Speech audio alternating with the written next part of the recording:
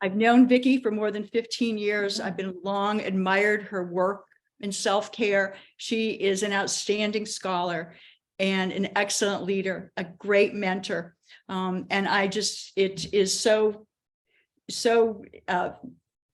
I'm so happy to be able to turn the school over to someone who I know is going to take it to new heights.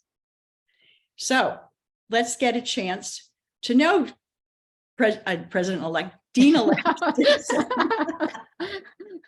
this evening. And I'm going to start off with some questions for her, and she's going to then ask some questions of me, and then we will open it up to the audience. So, Dean Dickson, tell us about your background in nursing. Your nursing career has included a robust clinical career as an adult nurse practitioner, as well as nearly 2 decades in cardiovascular nursing research and nursing education. How did that pathway lead you to UConn School of Nursing? Thank you, Dean Chyun, and thank you for that. Just such a warm welcome and including me in the Fireside chat tonight. I've had a warm welcome from everyone here at the UConn School of Nursing in the UConn community, and it's my great honor to join your community as the next dean. I've got very, very big shoes to follow in, but Dean Chyun has truly been an exceptional mentor to me throughout my career. So, how did I get here? Well, Dean Chyun, you're correct. My nursing career has spanned, I think I counted 4 decades. And it started actually as a nurse's aide in my small hometown of Greenville, Pennsylvania. So if you go all the way across the state of Pennsylvania, you end up in northwestern Pennsylvania, a very small town. And I worked as a nurse's aide, and that really catapulted me into a nursing career. I started my professional career in Philadelphia as a med-surg nurse in the 1980s. So we think about nursing environments in the 1980s. Primary care nursing was emerging. There was a growing appreciation of the important role of nurse practitioners and a focus on preparing nurse practitioners as solutions to what was then had its own health care crisis. So in my med-surg role, I focused on caring for patients with multiple chronic conditions, of which heart disease clearly was a focal point. And so I really do trace my research focus and my passion around cardiovascular disease to those early days. It also catapulted me to think about how I can make a stronger impact. How can I keep patients out of the hospitals in the community? And so that's why I went on to become a primary care nurse practitioner. I wanted to keep patients out of the hospital in their community with their families, where they live, where they work, where they gather. And as an NP, I was really honored and to be able to start my career as a nurse practitioner working for a corporation that was headquartered right here in Connecticut, or right there in Connecticut. I worked for about 16 years as the employee health director for Cigna Corporation. We developed and implemented innovative programs that strive to improve the health and well-being of their working population and their families, very importantly, the individual and families. And in doing so, I honed my skills. I gained great experience working in complex organizations and in working with interdisciplinary partners to solve problems. So with that in mind, with that clinical background, my research questions started percolating, which is very common with nurse researchers, right? There's that question, what can I do differently? Why is this not working? And that led me back to my PhD, because I really had a burning question around how could I be more effective in promoting the health and well-being of patients and their families, and really with a focus then on cardiovascular disease, which underlies so much of our issues in today's world. And that's really been my clinical practice, has really informed my research career, and all the words that Sam described my program of research focus on those at greatest risk for poor outcomes. Again, honing back to my clinical practice, ethnic and minority populations, women with heart disease, aging workers, trying to conduct research that will improve the health and well-being of those populations. So for the past 15 years, indeed, I've been at NYU Myers here in New York City. I've honed those skills. I've had great opportunities to conduct research internationally as well as locally and regionally. I've gained great experience in partnering and developing partnerships. And that's what really is exciting to me, is to be able to take these skills and integrate my clinical practice, my teaching and education experience, and my research experience into this position as the next dean at UConn Nursing. I think it's an ideal community for me. I'm really excited about what's going on, the work that Dean Chyun has done, and really feel like it's a great place for me to address my own personal priority and passion, and that's about preparing the next generation of nurses. I'm quite passionate about our profession. You know, Vicki, we're both cardiovascular nurses. I never asked you this question. We're both extremely active in the American Heart Association. Yes. I remember it was very early on in my career. I was in nursing school, and we were working in the recovery room, and I loved the recovery room, and I just became fascinated with the heart. And I remember, you know, getting a book and teaching myself EKGs. Yep. So, I mean, you started off as a med-surg nurse. Yep. Did the cardiac come out of that? Was it something particular in practice that turned you in that direction? Yeah, that's a great question. So yes, so I worked as a med-surg nurse, and I've tried really hard to anticipate, to use my clinical assessment skills to identify when patients were going to go down the tubes, if you will, or have an adverse event. I wanted them to get to your care in the ICU, to the CCU, before they crashed on the floor. And when they came back to the floor, I wanted to prepare them for discharge and prevent those readmissions. So I think it was that clinical decision-making, that critical assessment of change in cardiovascular status, changes in symptoms, how people describe symptoms. It really sort of piqued my curiosity. Adherence was another piece of that puzzle, because we would see so many patients readmitted that carried over throughout my career. Funny you should say, you know, self-taught. When I was in the doctoral program, it had been some time since I had done my basic cardio in nursing school, cardiac pathophysiology. So I self-taught with one of our faculty at Penn, the heart failure pathophysiology and all the new advances, et cetera. So I feel like being a lifelong learner is part of my core, learning how to read EKGs, practicing up on that, learning about the newest advances. And American Heart Association has been fundamental in my career and the career of a lot of our mentees that we work. And that's really a model of mentorship in nursing that I sort of grew up with as a researcher, and that I practice today. Well, of course, you had the ultimate mentor in Barb Regal. I did, yes. At UConn. I mean, most of you on the call are not in the cardiac or American Heart Association world, but Barb Regal is world famous, and she is just an outstanding mentor. She always has all her students, her postdocs, former students around her. They travel in a group at AHA, and it's really wonderful to see. And it's wonderful to see you carrying on her tradition. Yeah, thank you. It's a good model, and it has arms and legs and international reach. And then that allows and supports our nursing students, undergraduate, pre-doc, postdoc, as well as faculty, to have other collaborations. And that's something I'm also very proud of. And in partnering, we've had great collaborations between our research faculty, and our clinical faculty and nurses in the hospitals, whether it's at HUP or at NYU, HUP being the hospital of the University of Pennsylvania, where some of our early research took place. So those partnerships, I think, are so important. And why don't you talk about your R grant while we're sort of in the cardiac area here and mentoring? Okay, so you cut me off if I go too long because I Okay. love talking about my R grant. So I've been funded by NHLBI, National Heart Lung Blood Institute, to prepare or engage undergraduate nursing students from diverse underrepresented backgrounds in cardiovascular nursing research. So this is a 5-year grant where we just started year 4 yesterday, where we bring 10 to 12 undergraduate nursing students from across the United States. It's been all via Zoom and hybrid because COVID hit us in year 1, but we have students from not only NYU, but from historically Black colleges and universities. The first year I had a stellar UConn nursing student who worked with our faculty.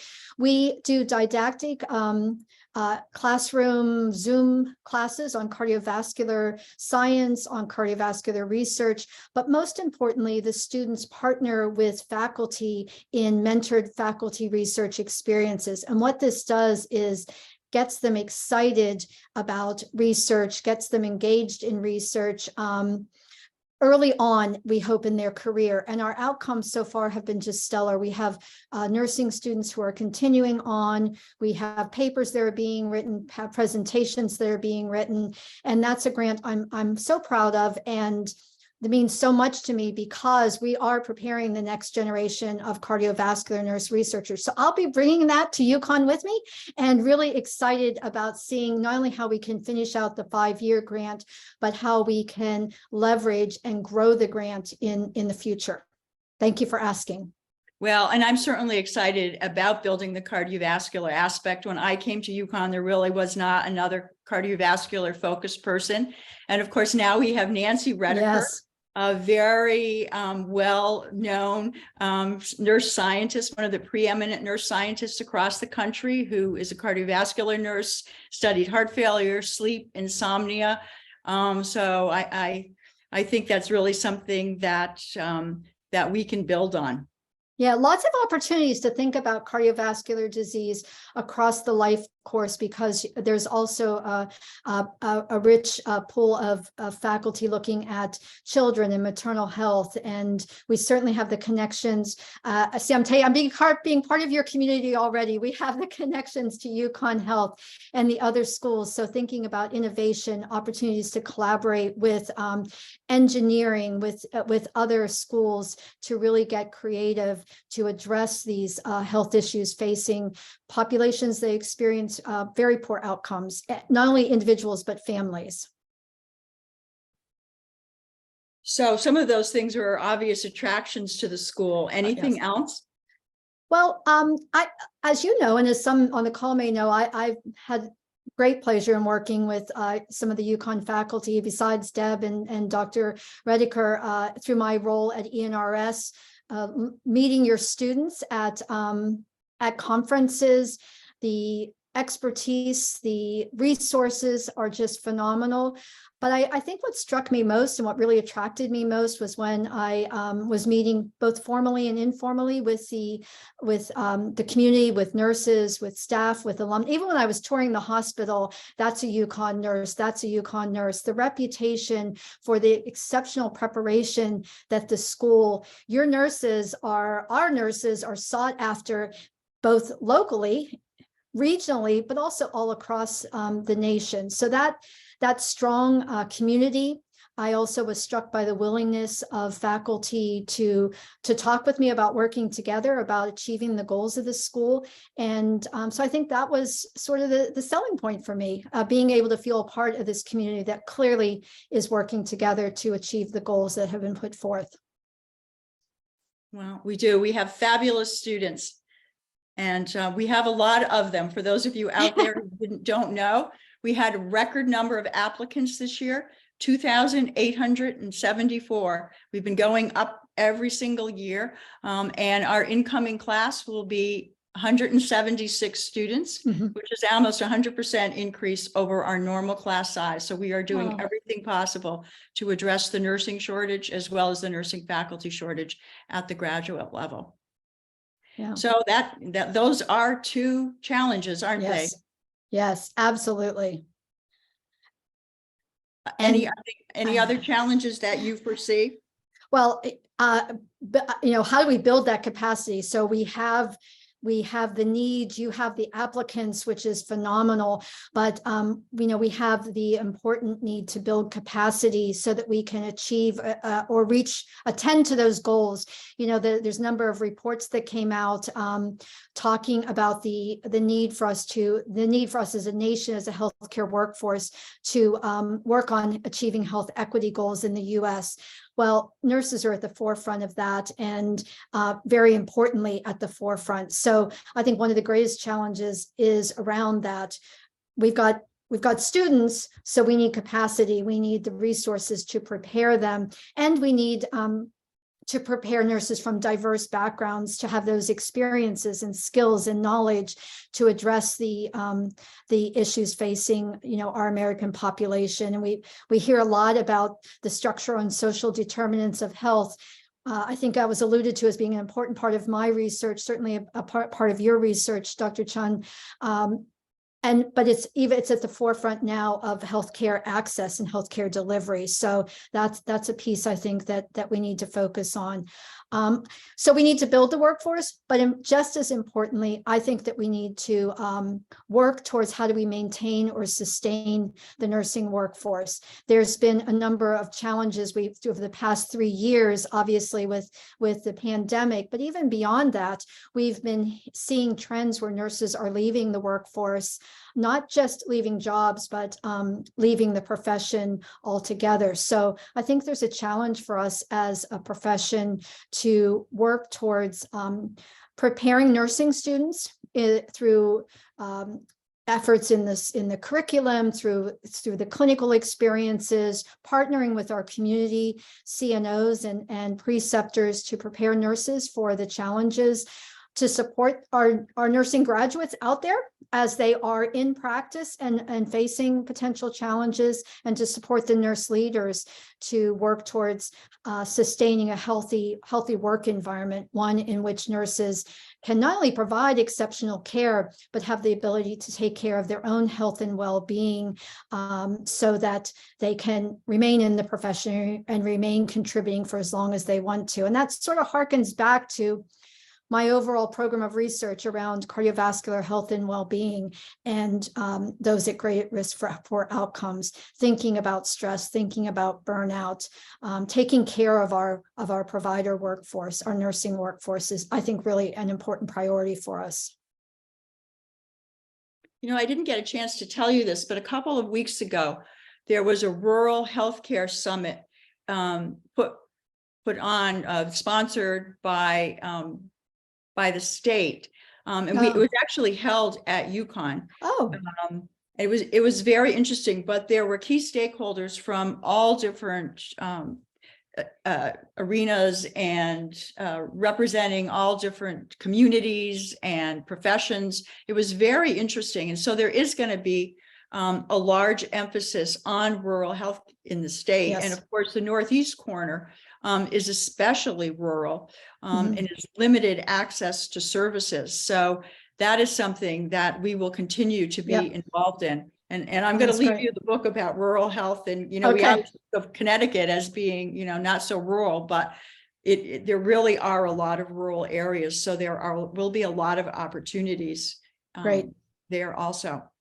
Challenges and opportunities. And I always say nurses are wherever people are, wherever individuals and families and communities are. We are in the hospital, we're in the community setting, we're in schools, we're in workplaces, we're in public health, we're everywhere. So there's a lot of opportunities for us to develop and to lead. And I think, and to impact policy. We have an incredible voice, and that's something I'm really looking forward to as dean, as being able to take more of a role in being a voice for nursing.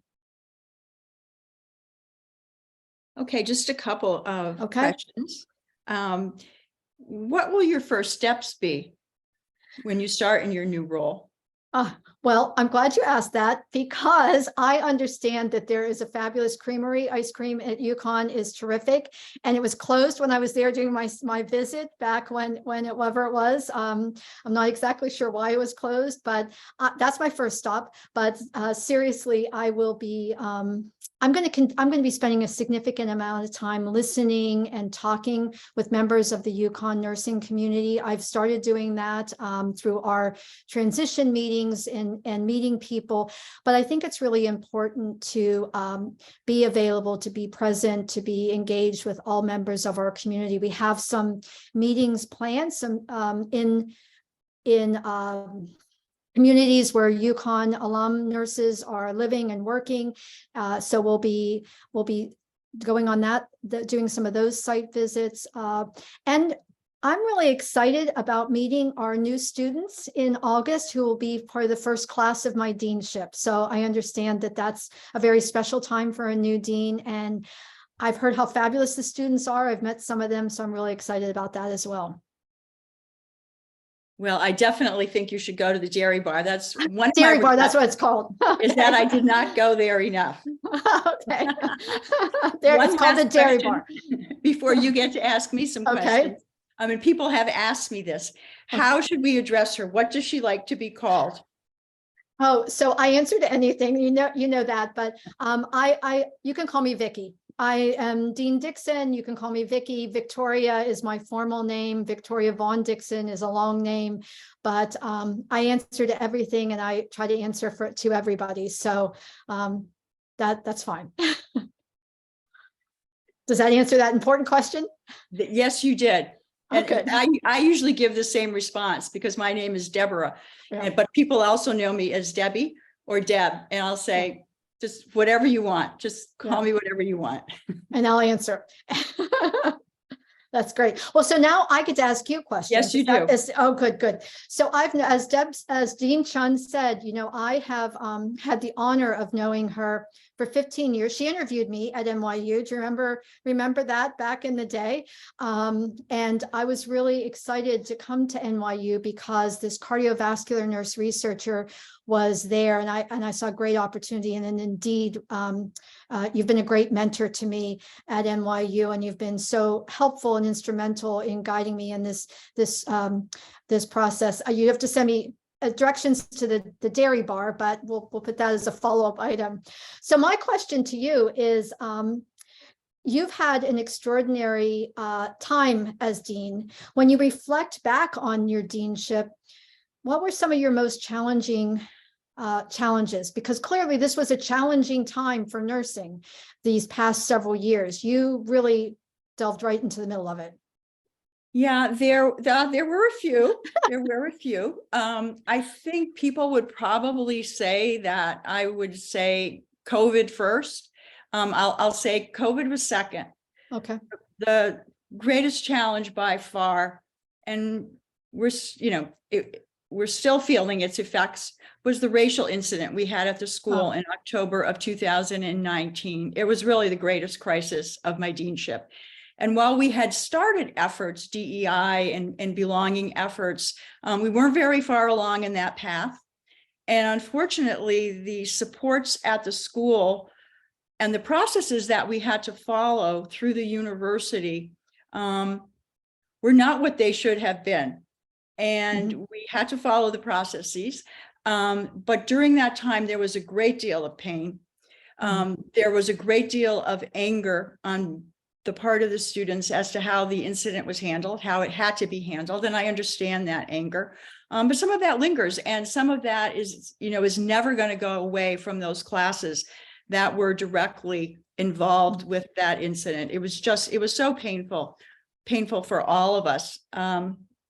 Fortunately, we have moved forward from that thanks to the leadership of Mary Ann Perez Brescia, our DEI director, and the efforts that she has taken in developing our external advisory committee, who has been so loyal and so helpful, bringing us forward on this path. We meet several times a year. You will get to meet with them, and they just have been instrumental to getting us through this period. We've emerged. We have learned very important lessons. And now we are the most diverse school Mhm. in the university. Wow. More than 50% of our students are either Hispanic or Black. We still have work to do. We work very hard every day. Mary Ann has developed climate surveys, and they are showing signs of improvement. They are very positive. The staff and the faculty have been on board. And so, we have learned many important lessons, and we remain committed to diversity in all its many forms. So you can't, I need to talk about COVID because it posed substantial challenges.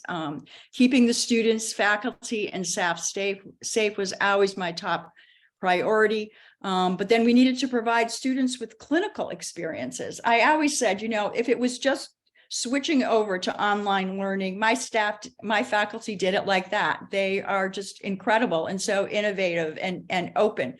But how do you keep them how do you give them clinical experiences when you're closed out of the clinical setting? Mm-hmm. When you are not on campus to have simulation? So once again, my director of simulation, Valerie McKenna, the faculty and the staff in the sim, they did virtual sims. It was just really amazing.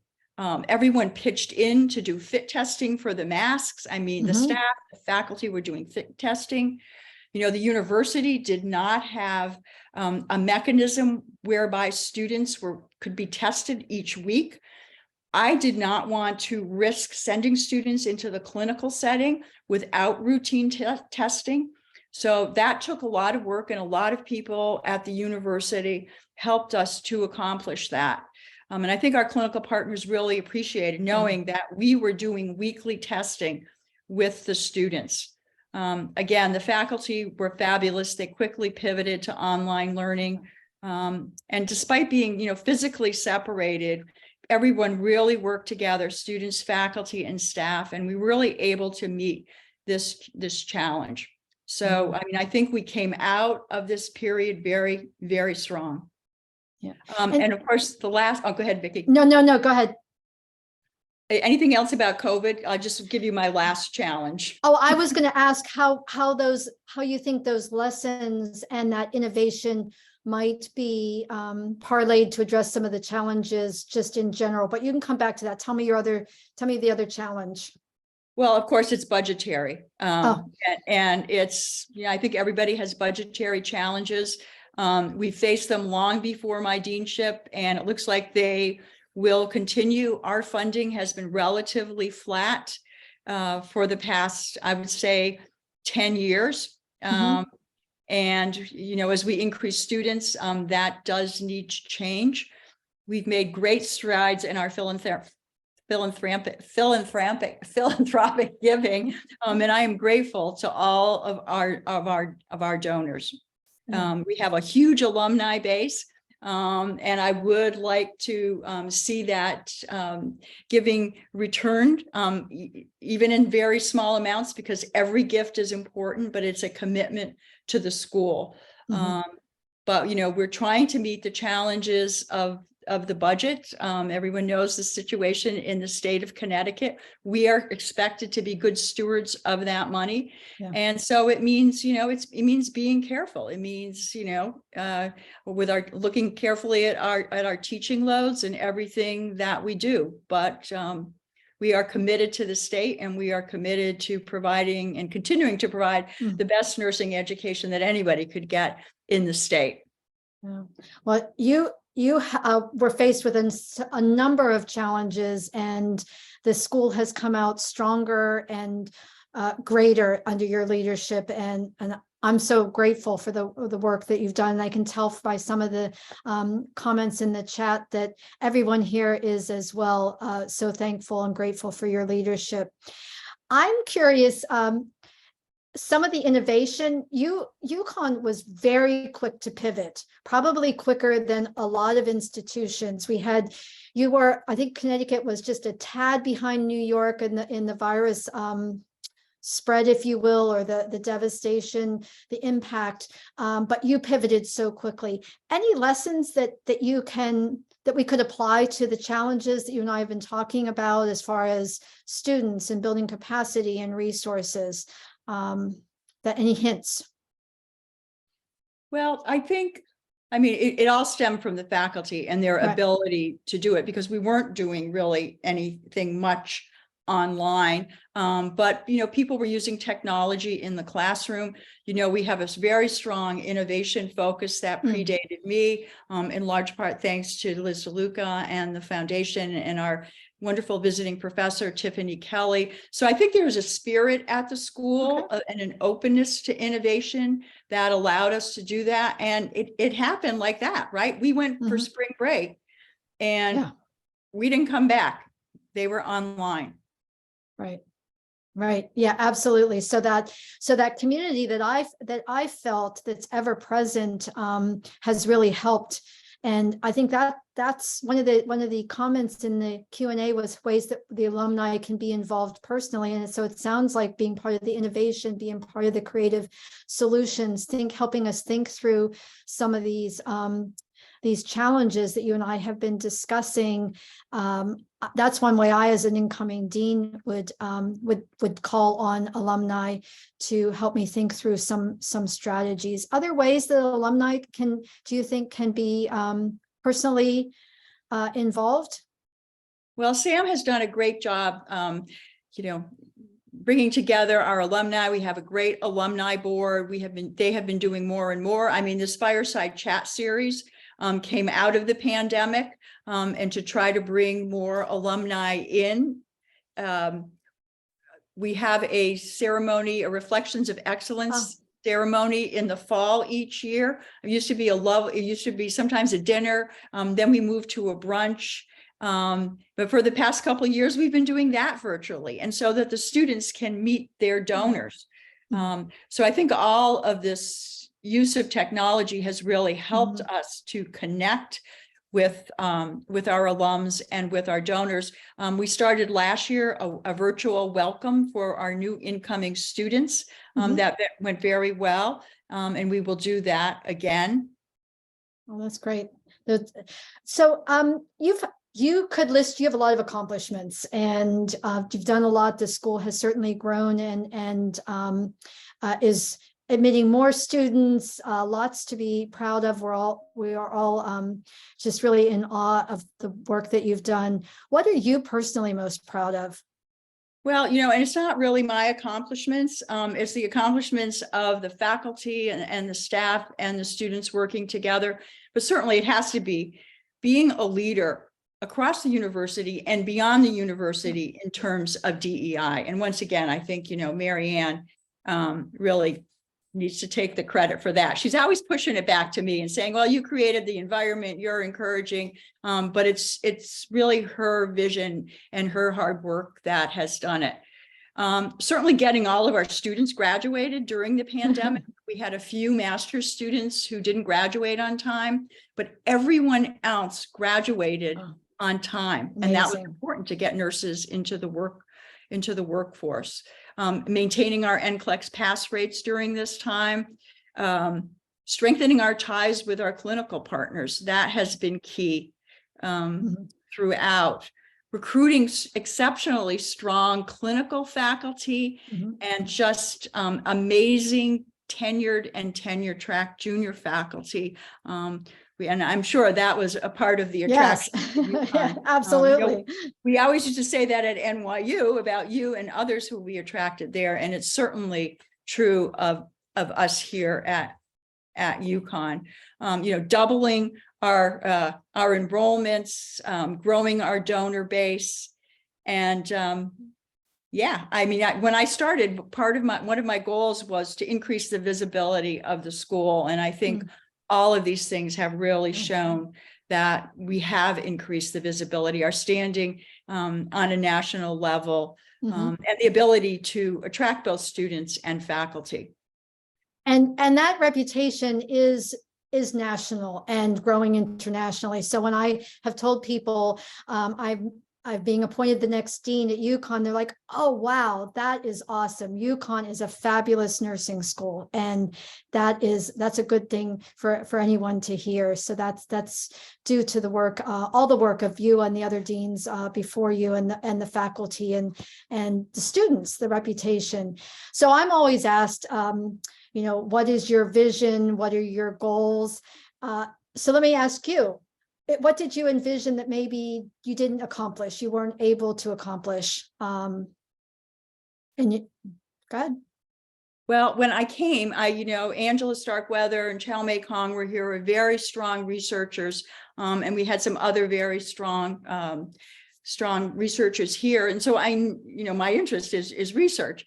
And so that attracted me to UConn, that we had this basis for building research at the school, not only from the university perspective, but what I foresaw was a research network across the state, right? UConn is the only public research intensive university in the state with a nursing school. I mean, Yale is a whole different story, and the other schools are not research intensive. And there's such a need for research, for nursing research.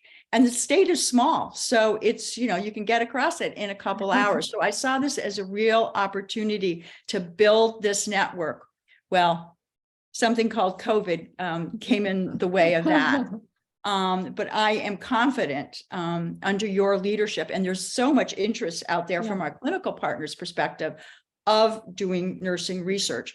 And certainly with you and with Nancy Rediker, who is our Associate Dean for Research and Scholarship, I think we can have a real impact, a unique impact across the state, because it's small, but it's not as small as Rhode Island.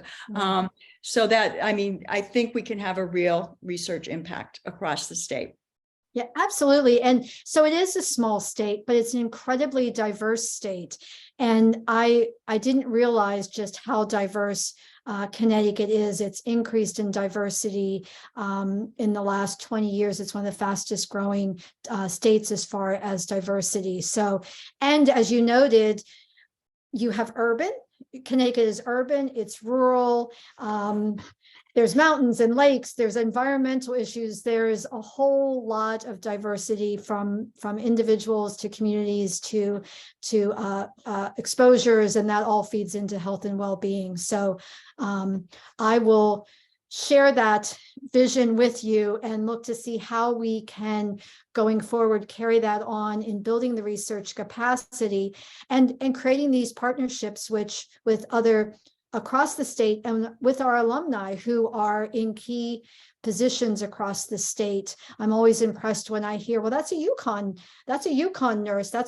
nurse who's leading this. So I think there's a lot of opportunity and something that we can all work towards. The other thing that I would really had wanted to accomplish, and while, philanthropically, we've been very successful, and I am so grateful to all of our loyal and generous donors. I really am. And people will say to me, I don't know how you can do that. I don't know how you can go and ask for money. I said, well, I'm not asking for money. I'm telling them how great the school is. And it really has been one of the most fun parts of the job, and that is visiting with alums and donors. But one thing I really wanted to accomplish, and I haven't, is that a school of our stature needs endowed chairs in order to attract, and retain the highest level of faculty. We do not have a single one. Endowed chairs really bring a level of distinction to the school and the university, as well as to the faculty member who sits in that endowed chair. As you and I both know, because we were both the John W. Rowe Professor in Successful Aging. And by the way, I'm going to leave my chair there for you, so you'll have a chair at your dean's desk. And so while these endowed chairs, they help support salary support and other costs, research costs that the faculty member may have, that the school would otherwise cover. So it frees up funds for the school to do other things for other purposes. And I just think they're so important for for a school to have. And I think people think, oh, it's just another naming opportunity, but it's much more than that. It honors the person who they are named after, as well as it's a strong statement in the belief in the school and its faculty. And certainly UConn School of Nursing and its faculty are certainly more than worthy of this recognition. So I hope it's something in the future that, the foundation helps us work on. But that has been a little bit of a disappointment for me.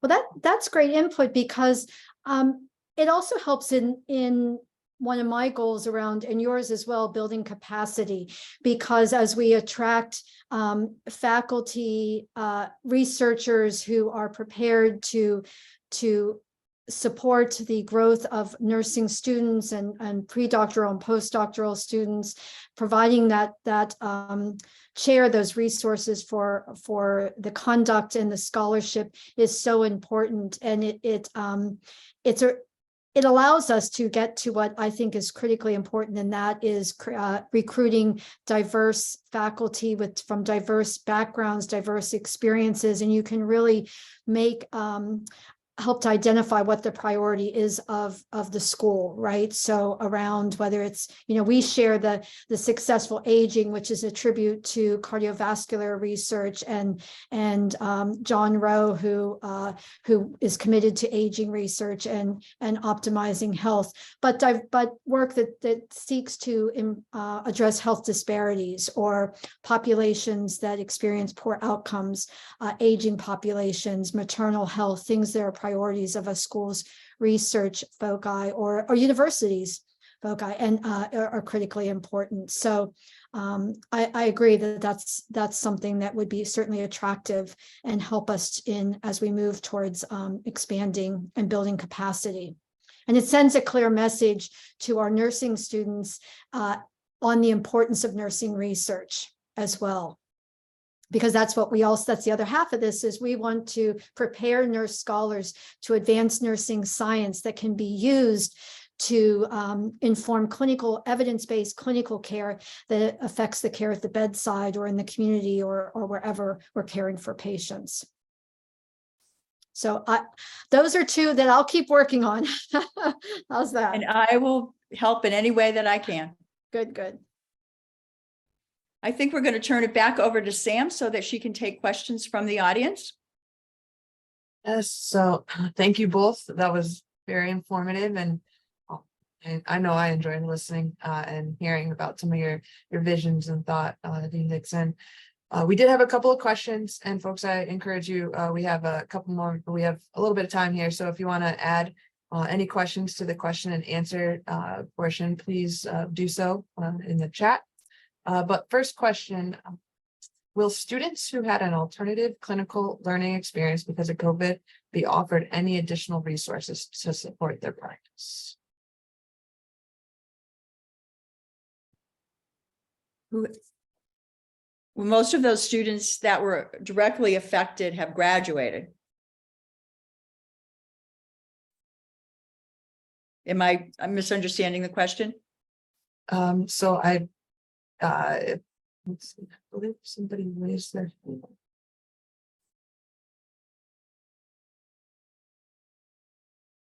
If whoever asked the question would like to add a follow-up, but we do have a question in the meantime. What new technologies or artificial intelligence is the school considering or planning to use in the future, if any? I think there's I'm going to do well. You go ahead. I'm going to jump in here and just, with a little, disclaimer, I think that simulation, there's opportunities to think about how to expand and enhance simulation. The simulation environment at UConn is terrific. I had the opportunity to tour that briefly when I was there, but I also think there's opportunities to expand that. And I think that I think we'd like to look at, I know I would like to look at other best practices and other schools to see how some of the additional technology could be leveraged.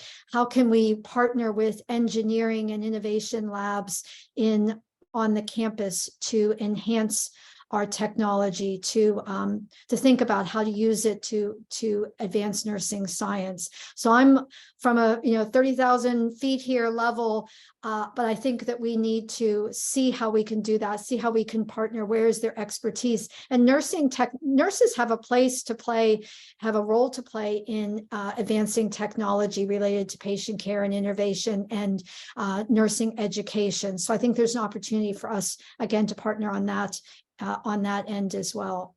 But Dean Chyun, you've been a part of expanding the sim lab or working with the sim lab in your time. It's come a long way. So yeah, what are your thoughts? it has. And, Valerie is a fabulous director. We use a little bit of virtual reality right now. The plan is to use more, but it is never, Val tells me it's never going to replace the other aspects of simulation, but she has a plan in place. We have a plan in place for expanding our simulation. We want to get all of our undergraduate students to a 50% model right now. And NYU, of course, has been a 50% model For a while. the entire time that I was there. But we are only at 50% for peds and OB. So we need to get med-surg and psych to that 50%. Piece. We have a long collaboration with engineering and are in the process of formalizing a center for nursing and engineering, which is quite exciting. It's still in the approval process, so I probably shouldn't even say anything about it, but we are well along that path. And there are so many entrepreneurship and engineering and innovative activities across the university, and nursing is always at that table. Believe me, we are always at that table. When we talk about AI, I was at the Dean's Conference last March in DC, and we actually had someone come and talk about AI and ChatGPT and the hazards, and we're seeing the benefits as well as the hazards. But one of his comments was that his friends said, no, I want my students to use it. And then I want them to take it apart and really understand it and how it can be used and the hazards of it. So we have really not addressed that at the university level, and I think that we do. Huh. It looks like I'm seeing that that question that I incompletely answered about having our students have more experiences who were involved with COVID. That I mean post-graduation, for example, offering them educational resources or free classes or CLEs to offset some of the disadvantages they face because of the circumstances. Well, unfortunately, I think that fell on the shoulders of the employers. And I see that Judy Hahn is on here, and I guess you can't talk, Judy, but you may have some comments about how the clinical sites had to make up for what the experiences that the students missed. But remember, the students were only out of clinical those 2 months in when the pandemic first hit. By the time we got back to the fall, they were able to get back into clinical. So they did not miss as much as the seniors who had graduated, but missed their last 2 months. Okay, thank you. So next question that we had from the audience: the nursing model and nurses are changing healthcare. We are growing exponentially as healthcare providers. How do you see UConn increasing visibility of nurses and the value of the nursing model? Yeah, so I think UConn's in a wonderful place to increase its visibility and to be a leader for a lot of the reasons that we've been talking about. And as Dean Chyun noted, where UConn is the only public university that has a research focus. We are the largest, I believe, in the state. Is that correct? The state of Connecticut, the largest nursing program. I know the undergraduate. Sacred Heart is fairly large, Okay. so, yeah. But yeah, there's an incredibly good reputation and UConn nurses are sought after. So, we should be thinking about the contributions of UConn nurses in practice, in education, in research. How can we increase that exposure? We can do that through partnerships. We can do that by leveraging the relationships in the community. I think being out, I'm anxious to get out and meet more of the alumni where they work and where they practice. I also think that we have through our regional organizations, as well as the UConn and the nursing school, we have the ability or the obligation to be thinking about the impact on policy. So how can the work that we're doing and our experiences potentially inform nursing policy? How can we create leaders who also are informing policy at the forefront of policy? We do that through research. We do that through practice. We do that through our models of care and the exceptional nurses that we are preparing. But I think that's one of my charges is to further enhance the visibility of UConn. It's highly visible, it's highly thought of. So how can we take it to the next level? How do we prepare nurses to work in unique situations or unique clinical environments in practices to meet the needs of patient populations? Yeah. Well, a little less of a serious question, but with what are you looking forward to most as you relocate to the Connecticut area? Well, the dairy bar, right? So we There we covered go. that. Of course. Yeah, we covered that. I'm looking forward to getting to know more about Connecticut, to getting to see more of being out in the open, having a little bit of maybe some fresher air than the smoke that we're experiencing from the fires in Canada here in New York. But I'm really looking forward to engaging in the community that I've come to appreciate is really a community of nurses, a community of dedicated professionals. So I'm anxious to get on campus and to work with everyone and get to know everyone. So folks, we do have we'll open the chat up for about 3 more minutes if you want to add any last minute questions. But a question that we did have was geared towards white coat ceremonies for traditional BSN students. Is there any thoughts of the possibility of hosting one of those and implementing the tradition at UConn in the future? Vicki, you can give your opinion. We've discussed it. We have we have a transition ceremony, which is quite lovely when the students go into clinical practice. They also get a stethoscope, a very nice stethoscope. We several years ago, we started a stethoscope fund, and we had many generous donors, and the idea was to get enough to endow the fund. And it's just so happened, we had no idea this was going to happen, but we had an alum, Peggy Chesney, who passed away and left us a very large gift. That allowed us to endow what we call now a nursing traditions fund. Yeah. That gives all of the sophomore or those rising juniors at the end of their sophomore year. Actually, I think it's earlier on in their sophomore year, because they go into health assessment, a stethoscope. And so we had several of Peggy's friends have come and told Peggy's story to them. She was a pediatric nurse. And we also have money for a scholarship from this large endowment. But we put it towards this nursing traditions fund, which also pays for their pins that we give them before they graduate. And so we have several ceremonies that seem to be more meaningful to us than this so-called white coat ceremony. Vicki, I don't think at my time at NYU, we didn't do that there. No, I've not heard of that in nursing. Clearly the pin for undergraduate, and then I have I remember my first stethoscope. So what a lovely, lovely tradition. It's a signal, it's a tool that we use, and I think I probably still have my first stethoscope, and I think I passed it on to my daughter's a nurse as well. So I feel like this is one of those things. Maybe I didn't give her mine, but I got her one. So I think that this is a wonderful tradition. What a lovely gift. Yes, and unfortunately, we never got the chance to thank her.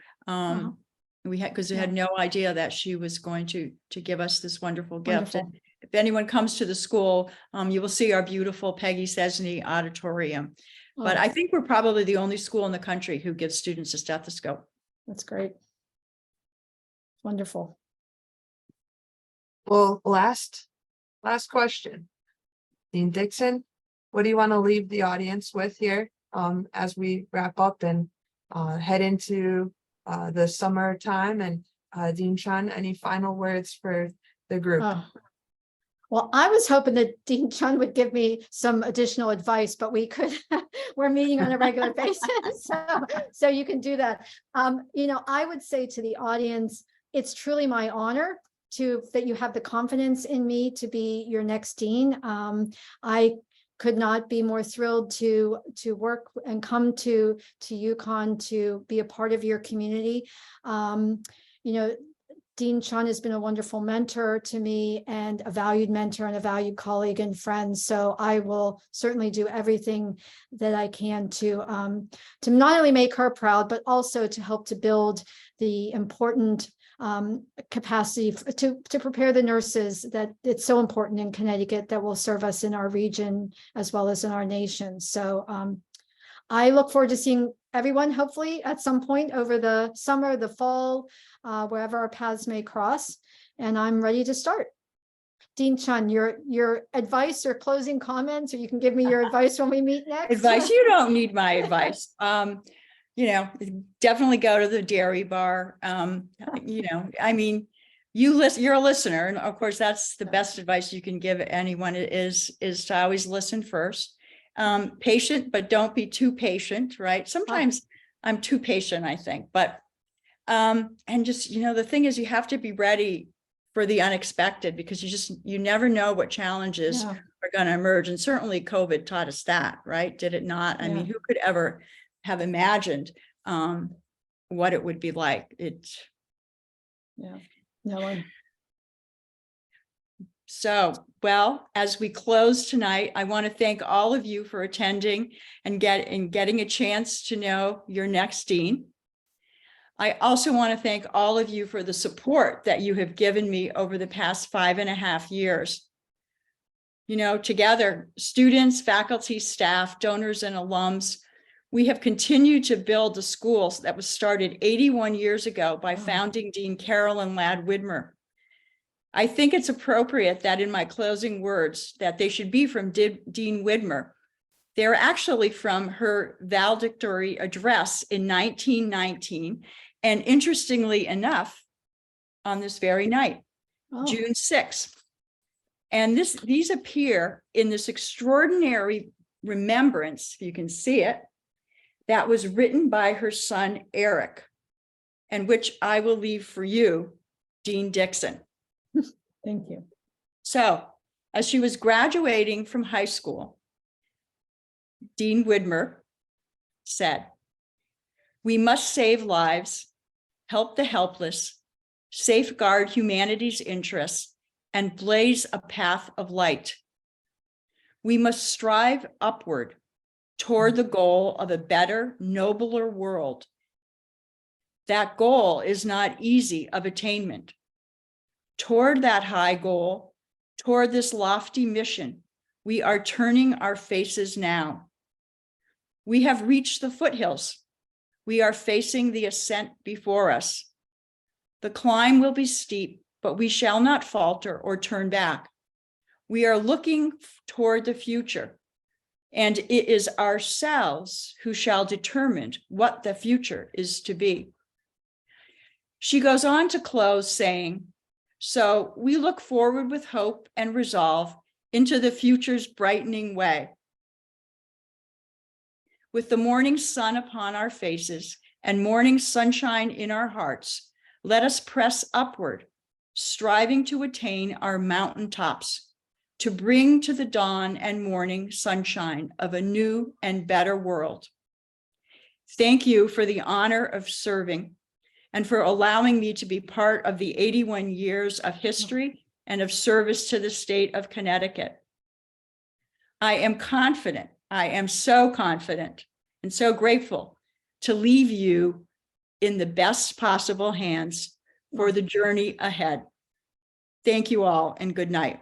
Well, thank you.